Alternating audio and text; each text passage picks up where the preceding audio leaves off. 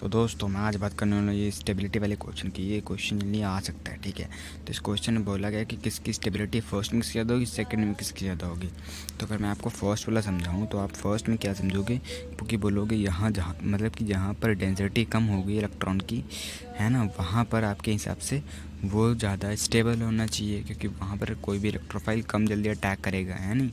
तो इसलिए अगर ये प्लस आएगा तो यहाँ पर आपके हिसाब से कम अटैक करेगा। क्यों पूछोगे, क्योंकि ये तुम्हारा इसकी इलेक्ट्रोनेगेटिव ज़्यादा है तो ये इलेक्ट्रॉन को ज़्यादा खींच लेगा यहाँ से, तो यहाँ पर इलेक्ट्रॉन डेंसिटी जो होगी वो घट जाएगी, ठीक है। और इसकी रिस्पेक्ट में इसकी इलेक्ट्रोनेगेटिविटी कम है तो ये वाला खींच पाएगा, लेकिन कम खींच पाएगा, ये वाला ज़्यादा खींच पाएगा, है ना। इलेक्ट्रॉन को यहाँ ज़्यादा घट जाएगी, है ना, यहाँ ज़्यादा घट जाएगी।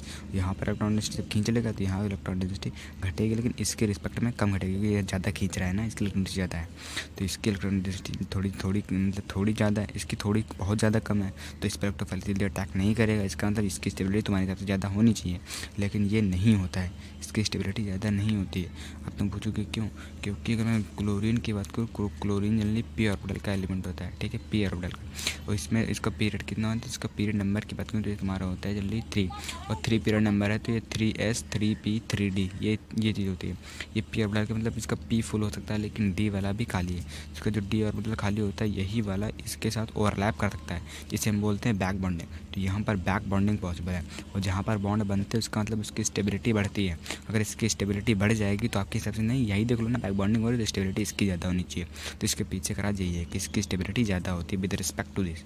समझ में, ये इसकी रिस्पेक्ट नहीं ज़्यादा होगी, यहाँ पर इलेक्ट्रॉन डेंसिटी से नहीं जाएंगे।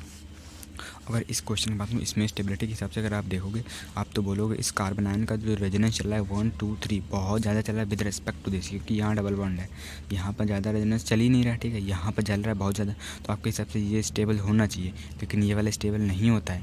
तो आप पूछोगे क्यों, तो इसका जो वो होता है ना, एक्सप्लेनेशन बहुत आसान है। अगर मैं इस कार्बन की बात करूँ, ये कार्बन क्या है, इसका ये कार्बन जो तुम्हारे sp2 हाइब्रिडाइज्ड है, और इस कार्बन की बात करूँ ये तुम्हारा sp हाइब्रिडाइज्ड है। समझ रहे हो क्यों, इस कार्बन से 2 बॉन्ड, 1 बॉन्ड ये रहा, तो 1 2 sp हो गया, ठीक है।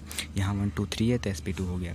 तो अगर मैं इसका s कैरेक्टर निकालूँ, ठीक है, इसमें s कैरेक्टर कितना आएगा, तो बोलोगे टोटल कितने हैं, और s कितना है 1 है अपॉन कितना है 3 इंटू मल्टीप्लाइड बाई 100, ये आएगा 33.3% टाइप 33.3%।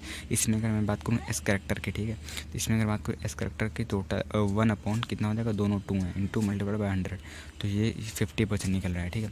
तो एस कैरेक्टर तुम्हारा, तो आपको पता होगा कि जो एस कैरेक्टर होता है, ठीक है, s character directly proportional to electronegativity की होता है, तो इलेक्ट्रोनेगेटिविटी इसकी ज़्यादा है।